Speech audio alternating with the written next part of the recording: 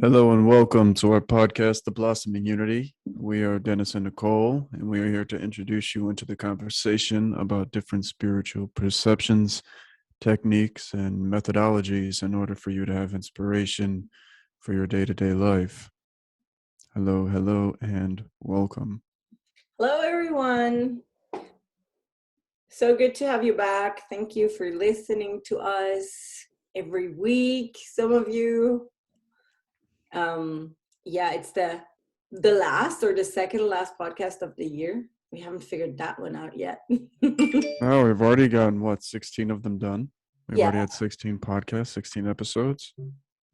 yes, and I think there's a lot of knowledge in there. Like Bettina, my business partner, she went through all of them and she cut some pieces out. So, and there are many of them. So it's very rich in knowledge, I guess.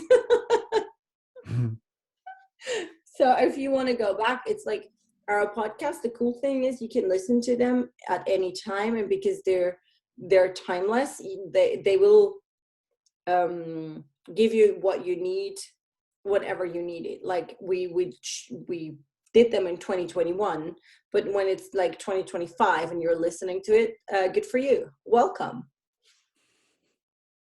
So time is like very interesting concept. Yeah. It's when I see time, I just think of time as like a process of like a cycle, Mm. not digital as a process. It's like when you plant a seed, it doesn't grow just like that. You don't have even though the flower's already there, it still takes process for it to blossom. It takes time. True. Very true. For me, time is like there's this very literal concept about time, like the hours and the clocks and the minutes and the seconds. And it's really interesting because people like I get that a lot, that question, like how do you do that? How do you produce so much content and produce so much things or do so much work in this 7-day week? Like how do you guys do that, like especially when it comes to Ali or Ali Vision, my Ali, like how do we do that? And it's interesting, like when I thought about that a lot when I was younger, when I was traveling. For example, let's say I was 22 and I traveled to Southeast Asia. So I was in Thailand, and we landed in Thailand, and then we were like 4 weeks traveling through Thailand, but that felt like a 6-month holiday. And it's very, very interesting that for me the perception of time is in different longitude and latitudes of planet Earth feels very different. Time is at certain places slower and at certain places much faster. Hmm. Did you notice the time when you were on holiday? Yeah. So, do you think that possibly what was happening is because you had left what you were used to being around, time seemed slower because you were more present? Yeah, absolutely. And it's at the time I didn't understand that. At the time I just understood that when I was traveling, for example, to Miami, time would go much faster than when I was in Dubai. And time in Dubai was slower than in Switzerland and in Miami, but even faster than in Thailand. So I figured Mm. out that different, like for me, in my perception, different places in the world have different time fastness. Is that even a word? Oh yeah, there's definitely different energies and Different, energy like yeah. densities. And I mean, nowadays I can explain to myself at least what happens. And you can also like work with time here. Like I don't know if you ever had that, but you were running to get to catch a train. Do you even do trains in the States? No, you don't do trains. No. The it's different. there's probably, I think there might be some places that do. They're more up in the air. There's some major cities that do trains.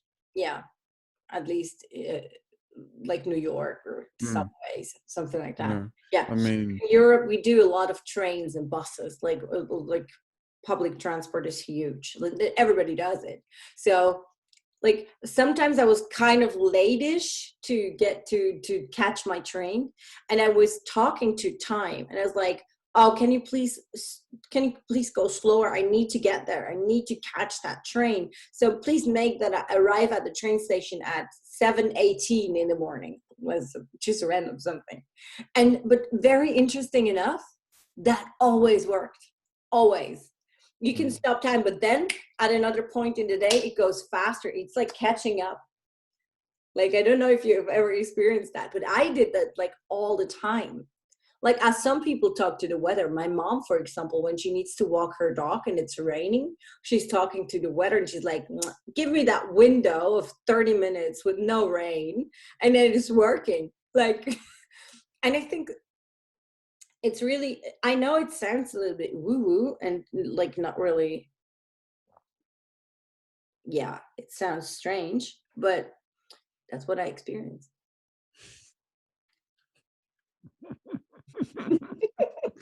Unapologetically. I Well, love it. I love it. So before me and Nicole got on here, we were actually talking about this this beautiful awakening concept for those of you who are listening and going through your awakening, and you get into the question like, who am I? And you may have some things that you're still identified with that you're not. So pay attention to what you say to yourself as of, we'll say, little affirmations, even though they're not meant to be affirmations, they still are. Say you're going through a heartache and you say, I am heartbroken. Now, what actually is happening there, and it can, and even when say, I feel pain. So, what's actually happening there is you're deriving the I from heartbreak, so from pain. So you're not actually experiencing the I, you're experiencing the I through the pain, but the I isn't the pain, it's the awareness of. Now, what can happen here is deeply in the subconscious, and your could be evolutionary memory, genetic memory. There's lots of memories. If you start witnessing what it is that you hear, now what is the I saying? So if the I says, I am heartbroken, the I is telling you what the identification is coming from. Now, this is a great part of shadow work as well, because if you go around saying, I am never enough, I am this, I am that, so it gives you points where the identification is coming from and where the sense of I is being derived from. So you're able to recognize and generate space and know that you aren't that. So you aren't the pain, you aren't the heartache, but the I is being derived from it. You're only experiencing the I through that.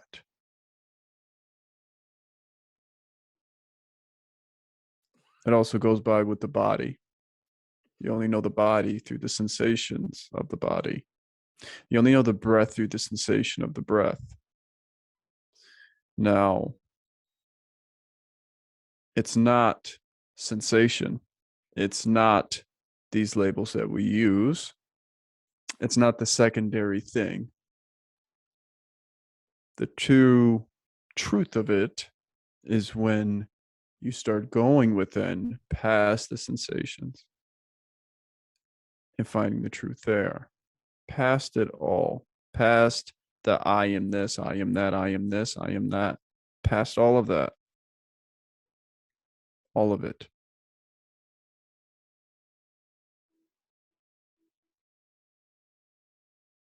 maybe to put it in other words or in additional words, um,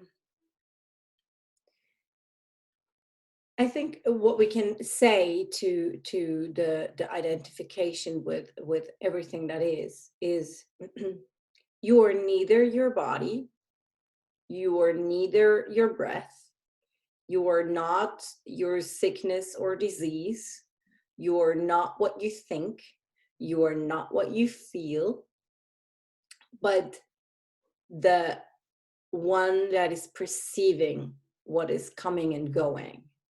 And it's a, like, as many of you might already know, when I was 16, I had a huge back operation, and I have some vertebrae fixed, and like, yeah. So in that time, from like 12 until like 33, I was in pain every day. Like every single day, I was in deep, deep pain, physical pain. And I always talked to my body. I was talking to my stomach or my back, and I was always like, then I was at home at my parents' house, and I was like talking, like I touched my tummy belly, and I was like, oh, you're not feeling good today. Like, what's up? Like, what is going on with you? And so I started to talk to my body as if it's another entity, which it basically is. It is not you. So and the more you understand that on a visceral level, because everything we experience as a human being, we experience over our nervous system. Without your nervous system, and without your nervous system shooting information towards your brain, you won't have any type of reality. There would be nothing as a human. All you, like, everything you think is a reality is only the information that your nervous system is able to give your brain in order to create emotion, to create thought, to create sensation, to create anything. Which is all a chemical reaction. Which is all a chemical reaction. And so what's really important to understand in this teaching, and this is like, I mean, this is the key teaching of all spiritual awakening, what is Dennis presenting to you right now here. In this key teaching, in the moment, this is, at first, for me at least, it was a concept. Like, but when people told me, like, you are not what you think, you are not what you feel. And I mean, there is physical pain, heartache, like you name it, like happiness, sadness, rage, anger, whatever it is that you're feeling, you are not that. This is just a sensation, a hormonal secreting of one of your glandular systems in your body concerning what the body is getting in as information from your nervous system. So this is all very technical. So for me, it really changed when I understood this truth on a visceral level. That's why we always say meditation is so important, because when you're meditating, the only time that you are allowed to start to very slowly understand that the perception of you and the perception of your emotions and your thoughts and your physical body even, and your reality in the outside world, your relationships to anything, is just the perception that you're able to have from your belief system, behavior patterns, how you were brought up, your ancestral line in your DNA, your soul's karma. And this is all like layering some, it's like when you're going to a guy with you're doing glasses, and they're putting those different things in front of your eyes to see if you're seeing better or worse with those.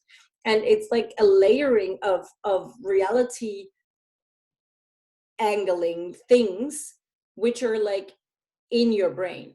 So what meditation does is it brings you, when you're closing your eyes, and it brings you back within, what you're experiencing then is you're just like experiencing your presence within. And that takes time, because in the beginning your thoughts are loud. In the beginning your emotions are still there. In the beginning that's why Dennis is doing those breath exercises, because when you're taking the focus away of all that is, and close your eyes and just breathe. What you do with that is you're taking away the focus of everything but this one thing, and that calms everything down. So that's why he's doing that with you. So the perception of reality is, and this is like when you get when this teaching, this is actually all you need to understand. And everything you experience is a relationship, whether it's the relationship to your physical body, to the book in front of you, to the computer, to your earphones, to your hair, to other people. It doesn't matter. Even your work. If you hate your work, you have a relationship with your work which is dysfunctional. So everything you experience is an experience of you being to relay with something in the outside world in order to perceive your belief system, your behavior patterns, everything that you hold within, so you can start to work on that.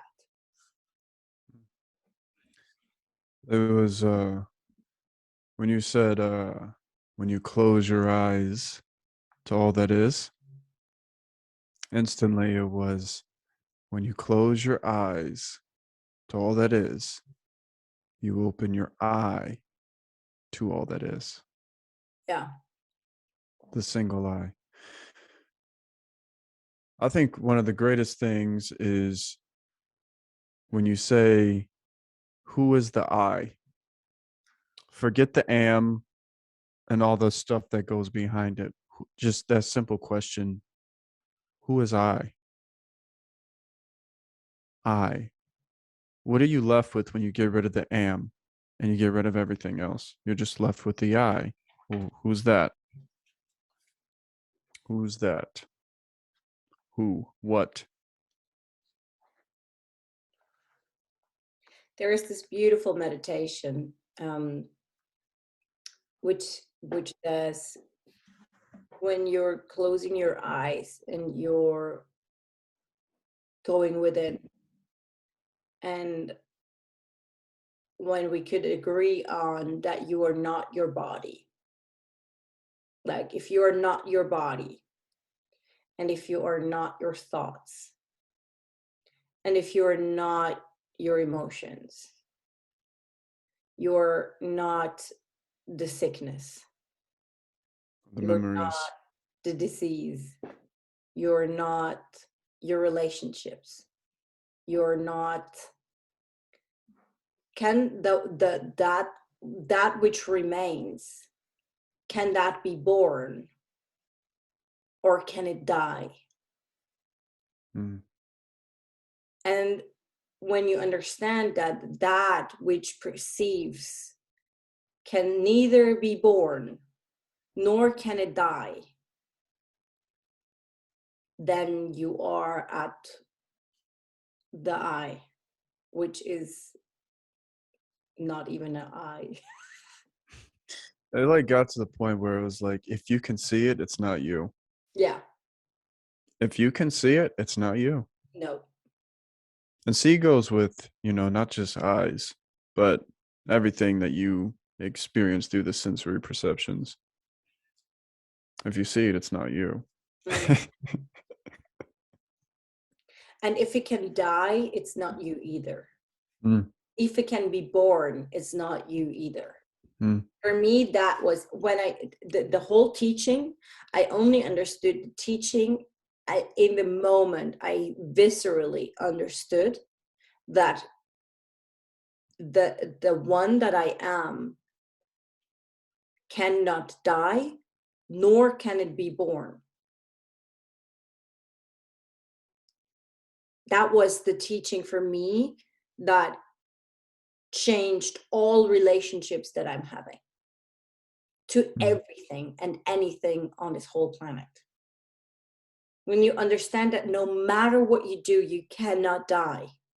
That which you are is not dying. It's impossible, and it cannot be born. It cannot Always has get been, always sick. will be. Yes, it cannot get sick. It cannot be heard.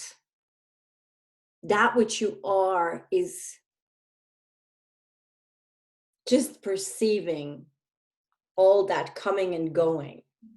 Like Mooji Baba, Mooji Baba was my first teacher. I listened to his meditations every night, like over years. I just played it on YouTube every night. And he always said, like, your thoughts are like waves on an ocean, and your emotions are like a wave on a big ocean. But the one you are is the ocean.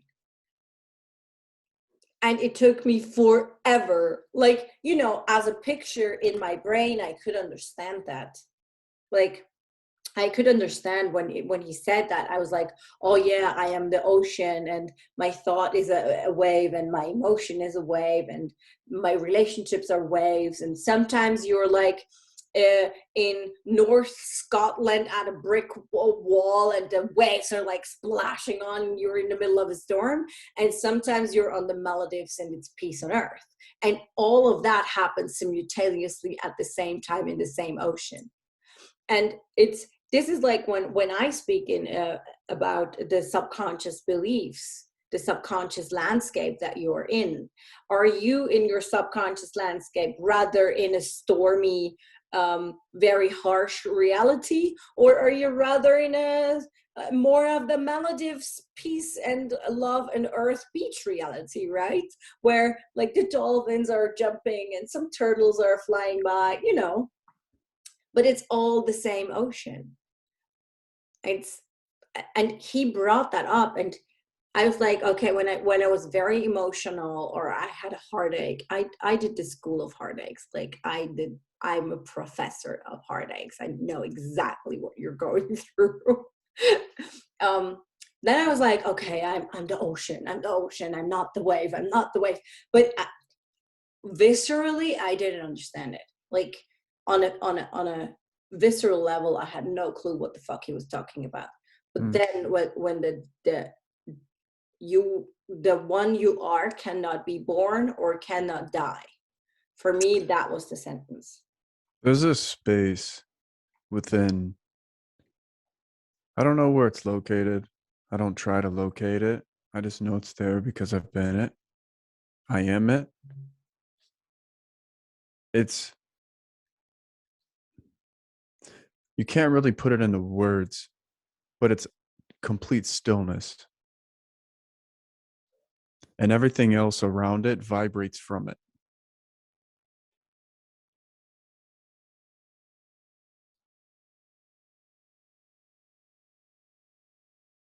Like those are the waves. Like all of it's the wave.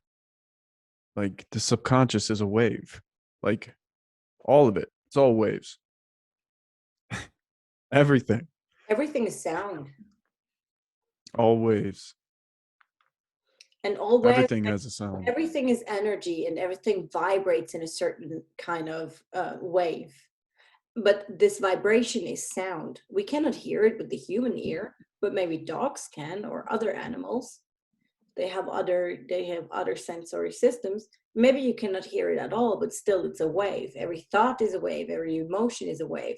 So what you're emanating is your waves, and this is how you attract your reality, by the way, as well.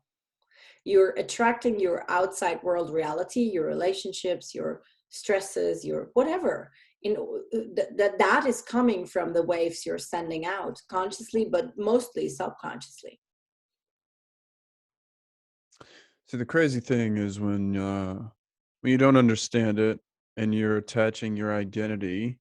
So when your intelligence, not the intellectual intelligence, okay, we'll use consciousness. When your consciousness is attached to your identity, to your false sense of self, so that identity could also be tied in with many different things. It could be the heartache, it could be this, it could be that, it could be that, all under the sea. You're identified with all that, and your consciousness is completely identified with that. That means your creation, the source of creation, is now derived within that as well. So you're manifesting from that identity.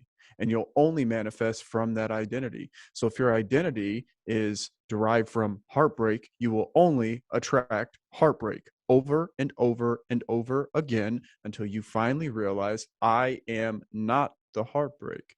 Now, you can realize it subtly, and you can realize it really chaotically. It's up to you. Ultimately, it's your decision. Getting back into the body is probably, if not one of the most important things that you could possibly do. Deriving, pulling and bringing back into the body, experiencing your presence within the body, the sensations, the energy sensation within the hands, within the arms, within the feet, within the legs, feeling it and really embracing your presence within the entire body. And that pulls the consciousness from the mind and puts it back into the body. You want the awareness of it. And it allows you to experience your presence. And it's my problem with this teaching. What that does is people start to they start to realize they're not their bodies, and then they're starting to ignore their body. This is not the idea of the whole game, sweet people. The idea of understanding that you are not your body is understanding that it's a communication tool for your spiritual growth. Your body is like a bunch of cells. You can think of it like iCloud, like a storage iCloud place. And in your body, like your memories are stored in your body, but not only yours, your whole, through your DNA is your whole ancestral lines are stored in your body. And also your body is having portals to energy places which you cannot even think of. So the whole deal with the body is, you can take your body, you and your body go, for example, to Egypt, to the pyramids. And because those are energetic places, there are certain places in your body which get activated through that. And through that activation, you get certain kind of energies within your reality. So you can have a new, different reality that you can perceive. Let's take a very simple explanation. Let's say you're someone that always has back pain or migraines or any, pain type of thing. When you're someone like that, your pain wants to tell you something. So you are not the pain, you are not your body, but your pain is coming and he wants to tell you something. He's like, excuse me, hello, we're still having this little issue there, and I would love to show you something which I have stored in your body, and you don't need that anymore. It's taking too much space in your work RAM. I don't know, when we're taking the computer analogy, it's like the cache, the work force in your computer. And your body is like, pardon, but I have this issue, so I'm making you a headache every 2 days. And then what you can do is you can, in meditation, you go to the worst moment of this headache and you ask your body, okay, what would you like to show me? Like, where do I feel the headache the most? Okay, it's here in the back of my head. All right, do I hear anything? Yes, I hear yelling, a man's yelling voice. Ah, very interesting. Do I smell anything? Yeah, it smells like in my mom's house back in the days when I was 8. Do I taste anything? No. Do I have pictures or a movie coming up? Yes. It's my stepfather yelling at my mom in the house when I was 8. And that wants to be seen. And that means when you were 8, at the time your stepfather was yelling at your mom, what happened then is your nervous system was not capable of having all the information that was coming in transformed into a subconscious or the unconscious. So it's still stored on your physical body. And this is how you get rid of those memories and those triggers, those traumas. And that's why trauma work or shadow work or you name it. I mean, nowadays they call it like everything. But this is such an important work, but because your body wants to tell you something, and this is the game. Your body is your vessel of resonance, how you can perceive reality. And when you have that gone, there won't be no headache anymore. This is the whole game plan of human existence. The human existence, your body is your vessel. So you need a vessel of resonance in order to perceive yourself as not being the body. So yeah, it's a very important teaching. One of the most important for me, I think. Yes. I love that. Yes. So all those amazing teachers like Eckart Tolle, Baba Mooji, like all of them, they're stopping at the place where they're saying, you are not your body, which is true, but there is a reason why you incarnated in one. It's not just like, it might be that you just need to experience that you're not your body and not your thoughts and not your emotions, but they're like, why would you even be in a body if it's not why would you have one? It's a Like, you could, vessel to walk upon this earth. it's a vessel, and this vessel is in communication with you. So The you entire are not cosmos. yes, and the cosmos. And that's like all the mystics, like the tarots and the astrology and like all those mystical teachings, all those old ancient wisdoms, like also all the yoga teachings. What they do is they explain you, okay, you are not your body, but your vessel needs to be aligned with the grid of Mother Earth as well as the planets. And then you perceive reality in a different kind of quality on planet Earth. So you can create heaven on earth when you're starting to work with your body. And this is the reason why Dennis and I, like, I know we're boring, but we're always saying, like, do your meditation, start some yoga, do a daily practice. Because when you do that on a daily, when you're aligning your body on a daily basis with the cosmos as well with the grid of Mother Earth, and you're having a connection, you're having a relationship with your body, when you're like, oh honey, you're my vessel, I love you, like, you're cool, like, this is really the thing, thank you very much for doing this for me, then you have a completely different, altered, higher vibrational relationship to yourself, to the thing you call yourself, the body. And then your thoughts can be different, and your perception of reality is different. So Mooji and Eckart actually have a different way of trying to explain that you're not the body in more of a subtle, simple way.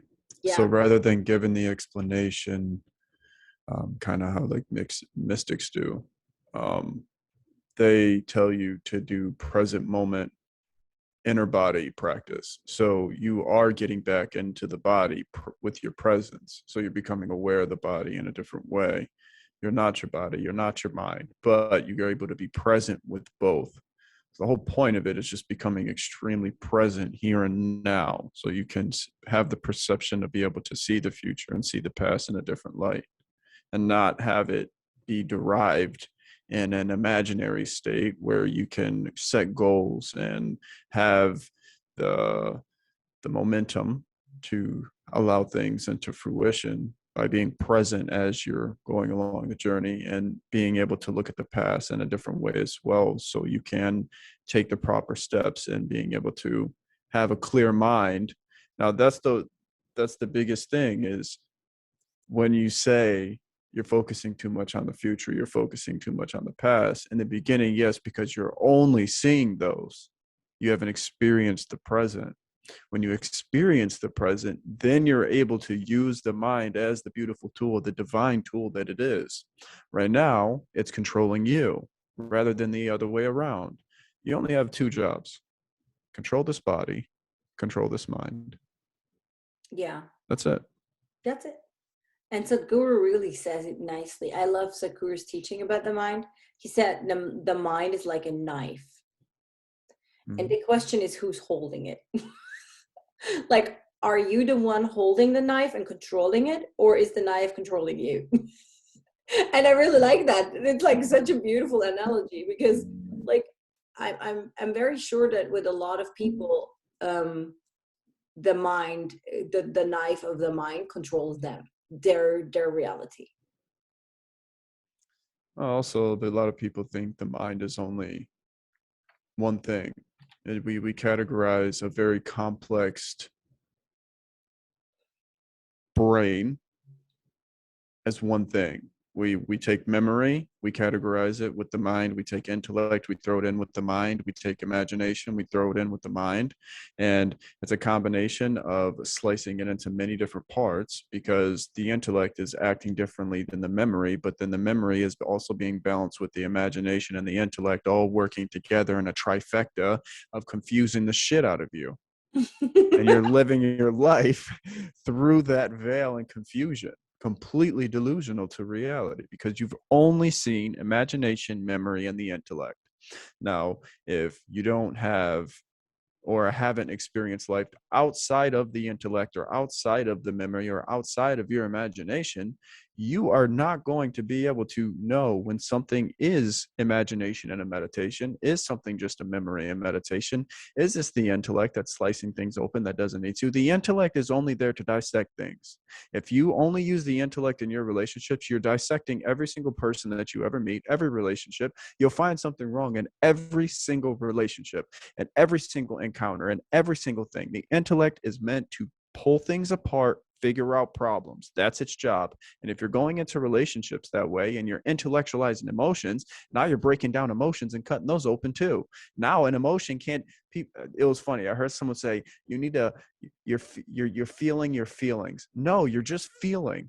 You're just feeling. You're creating a distance from the experience of feelings when you're saying you're feeling your feelings. No, you're People just analyze their feeling. feeling. Yeah. Exactly. What people do is they're analyzing their feelings instead of just being with them.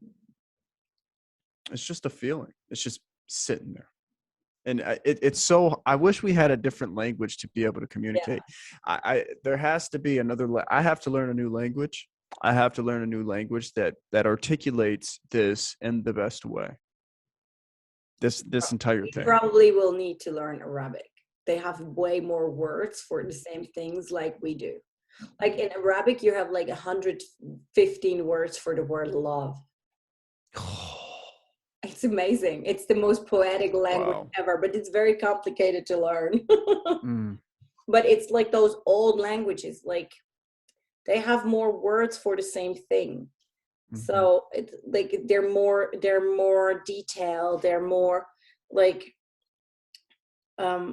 they have a higher type of discernment on details. I love it. It's like very important It's to. more of a patient way of speaking. It's a more patient way of speaking, and all the big teachings, like, let's not forget, like, all the big prophets except of Buddha are coming from there. They all spoke Arabic. Mm. I I mean, mean, all of Asia. Asia, like in Asia, there are many different languages, but like all of like the Middle East is huge, and like there's Persian and there's Arabic, and there are a ton of different dialects. But this High Arabic has such a profound richness to its language. Like all the the old poets, like Arabic poetry, like if you ever have time to get into that, that's like, that's bomb. Like very, very profound. Mm. And yeah, there should be, like, maybe we have to also invent a different wordings for different things.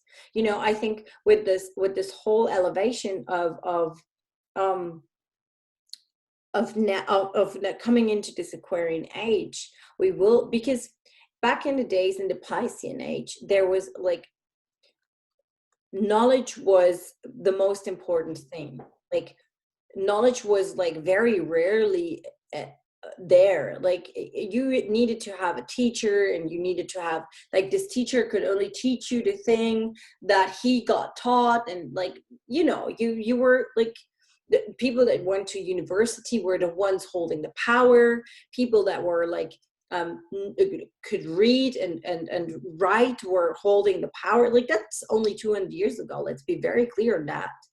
Like, the evolution of this Aquarian age, what it brought was that knowledge is accessible for everyone, more or less. Let's keep it that way. There's still parts on this planet where that's not the case, which is like crazy. But in general, like for our hemispheres at least, knowledge is there, like in like huge amounts. So the new Aquarian age, what it will be about is about sensitivity. How sensitive are you in your auric field? How sensitive are you with different truths? Dennis and I, we often have the case that we do not agree on certain things, and that's fine. And that's a deeply respectful way of treating each other, because you have your reality, someone else has his reality, and there's not better or worse. Like, whatever. This is like my teacher Guru Jagat used to say, it's like the darkest thing that we cannot even, like, if someone believes in aliens and they say they're channeling gray matter aliens, I don't know, anything, and this person does that, it's his or her calling. Why would you speak bad about them? Like, cool for you, good for you, I love to hear, like, tell me everything. I want to know how they talk to you, and like, do I believe in aliens? It's not even, it doesn't even matter. There's this one guy on Gaia, I think, he says he knows all the past. He's like in ancient Egypt, and he knows all the stories of Atlantis and like all those spiritual concepts. Do I believe the same? Do I have to? No, I don't have to. I think it's very interesting what he says. And maybe some of the words he says activates a portal within me. And like, let's be more open to different realities, because different perceptions. Yes, everything has its absolute valid valid how do you call it? It's valid. Truth. Yes. Yeah. There's so many dimensions to so much, to each situation, to each Everything. I remember I'm glad that you brought that up, because I told myself it was probably a year ago now, I never want to be in a room where everyone agrees with me. That's the worst. Imagine. That means there's no openness to explaining new perceptions and ideas. Yes. And there's no inspiration. Like, I don't know about you, but I get so deeply inspired when I talk to someone that believes deeply in something that they know. Like, I'm a very big nerd. So I'm a nerd when it comes to spiritual growth and healing and all of that. And I love to talk to nerds. And if you were a nerd in astrology, like, do I know if like all you're telling me about planets and asteroids is true? I don't know, because I'm not a planet. Like, I don't know how it is to be a planet. You know, like, in essence I am, but you know what I mean. I don't know. And or like, I love to talk to people from different religions, which are very religious. I love that, because they tell me something about their perception of life, which is like very nurturing for them. So good for you, you're having something you love. Good for you, you found your niche where you love to be in. Like, who am I to tell you that it's not the right thing, or that this is not the truth, or like. And this is the same with this whole discussion that we're currently having on the planet. Like, do you, like, whatever is good for you, you do you, and do your best. And what I love about this whole yoga thing is, what it helps me with is it teaches my auric field to be more sensitive. It teaches my intelligence to be even more like have a higher intelligence, and not the intelligence that you can measure in those IQ tests or the emotional intelligence tests. The intelligence that lets me perceive different realities and have angles of realities. Like when someone is telling me, let's stay in the Middle East. I have a very dear friend in the Middle East, and she's living there. She's having a daughter and a husband, and she's living this very, very classical Muslim life. And she's praying 5 times a day, and she's teaching me. She taught me all those things in the culture, and also from her religion. We spoke a lot, and I love to understand things. So her reality is so beautiful to me.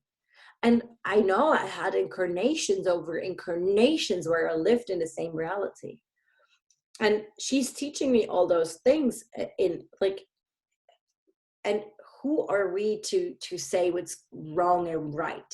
Like, how functional are our societies to blame other people, like, or to blame people from India or from China, from the Middle East, from anywhere, from Mexico, from I don't know where you're going, black and white. Like, who are you?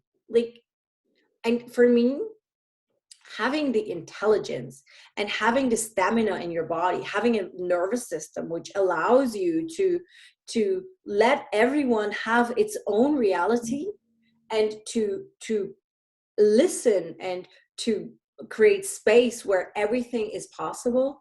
I think this is a goal for the Aquarian age that we all should have. And that's why it's so important, being able to differentiate between memory, imagination, and the intellect. Yeah. Because then you know your truth. You know what's true to you. You know that. And then you don't have to live in confusion about it. Yeah. And you don't have to hold on to it, because you don't hold it as your identity. As long as you're holding a religion as your identity, I mean, how open can you even be? As long as you're holding I don't know, anything, let's say in one country there is the rule that I don't know, let's take Switzerland. Here there is the rule, you're only allowed to listen to music until 10 p.m. at night, and after that it needs to be very quiet in the whole country.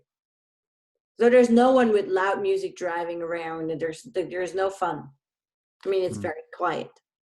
So go to Brazil and tell them not to make sound after 10 p.m. I mean, that's ridiculous.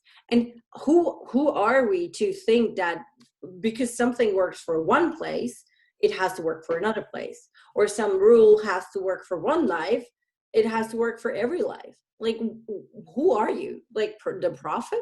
Like, why would you even say that? And having the capacity to allow even that, like speaking to someone that thinks, I don't know, to a very Jews are very beautiful in that they're like, we are the superior religion or race. I don't even know. Probably religion. Judaism is very superior to any other religion because it's the oldest one. That's, I think, this approximately what they say. I mean, if you grew up in there and this is the truth for your whole life, I mean, then it's true. And I think it's so interesting to see that. Like, imagine an incarnation when you're incarnating into a country, into a religion, and you think because of your religion, you're superior to everyone else. How interesting is that, no? Yeah, they don't make it true though. No, but it's they may believe it. They don't make it true. That's delusion. Yes, it is, but it's very interesting that they have this truth. And I mean, having this truth, what it does, it attracts certain kind of opportunities and problems as well. Like, Major. Yeah. And I mean, good for you if you chose an incarnation there. Like, I chose an incarnation in one of the richest countries in the world. But it's also the country with the highest suicide rate in the world. Let's be very clear on that one. Ooh. Like there's everything here. You can like there's not even homeless people here in Switzerland. We have no homeless people. It's just not existing. Like there's some drug addicts, but they always get them inside and give them housing and everything. So there's richness. Like you cannot fall through the mashes and end up like on the street. And even though that is the case, people are very unfree.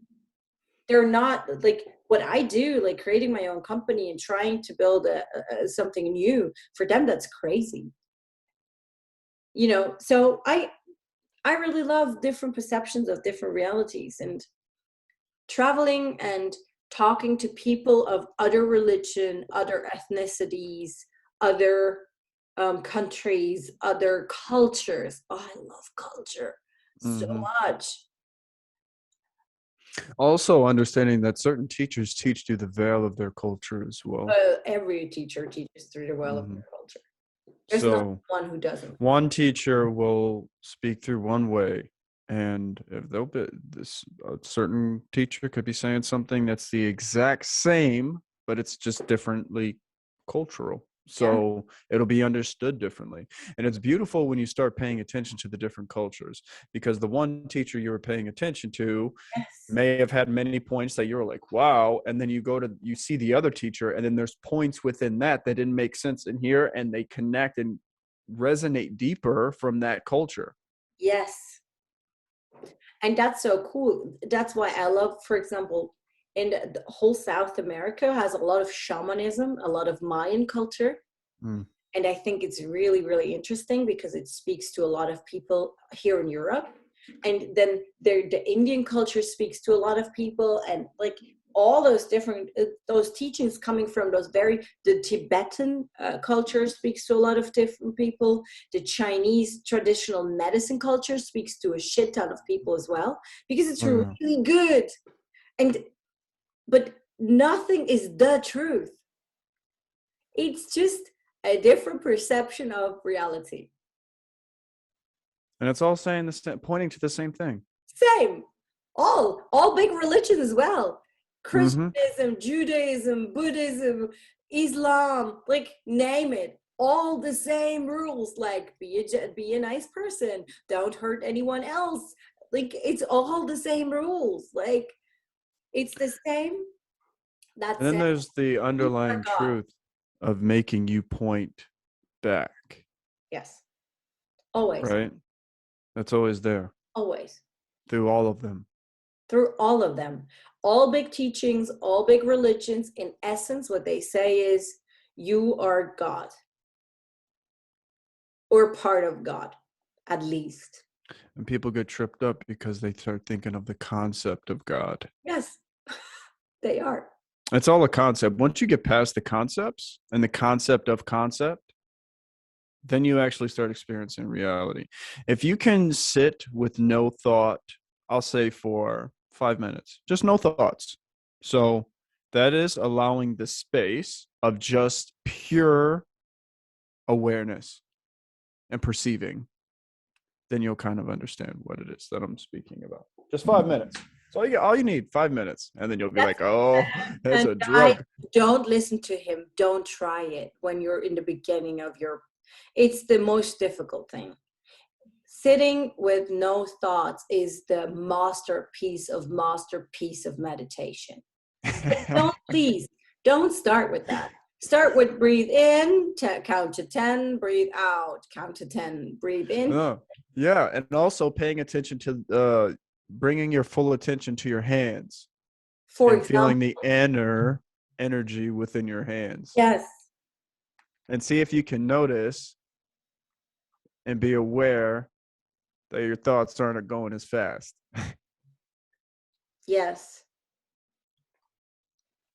So I think like going thoughtless is like, it's the master of the Zen meditations. And it's this like, it's not for everyone in the beginning, especially not in the beginning. I think people start to meditate and then they're like, I cannot do that. because I always have those thoughts, and then they're giving up. I heard a lot of people said, yeah, I tried meditation, but I cannot do it. I started being able to meditate once I stopped doing it for ulterior motives, to stop trying to improve myself because of it. And I stopped looking for things that I was trying to gain. And then I started seeing all the things that I was losing. That's the big thing. Yeah. If you go into it, go, okay, I'm going to stop all my thoughts. No, that's not the goal either. You can be zenned out and still have a thought or two. You can still think, but you're thinking clearly. That's the thing. You're not thinking clearly. You can think with your body as well. It's not only have to be up here. You can think with your body. That's the best way to think, is with the body. Yeah. There's so many channels within the body. And I used to do this meditation with a bunch of people, where we're getting rid of, like, people wear their identities like beautiful winter coats, like capes. They're like, oh, I'm a woman, a cape. I am Swiss, a cape. I am having curly hair, a cape. I am this, I am that, I am this. And so, like, people walk around with a shit ton of clothing, energetic identification clothing, which they don't need. So one beautiful meditation is like getting rid of your identifications. Like when you're not even masculine or feminine anymore, when you're like, get rid of all those identifications, that's a very beautiful way to meditate as well. Oh yeah, I mean that's the way to get into meditation. Yeah. And the meditative state. We'll say that. Yeah. Beautiful. I think that's it. I think we had a great podcast. What do you say? I think so too. I agree. I think the listeners were amazing. Yes, you do amazing. You were so silent. I love your silence. That's very funny. All right, you guys. Thank you so much for listening.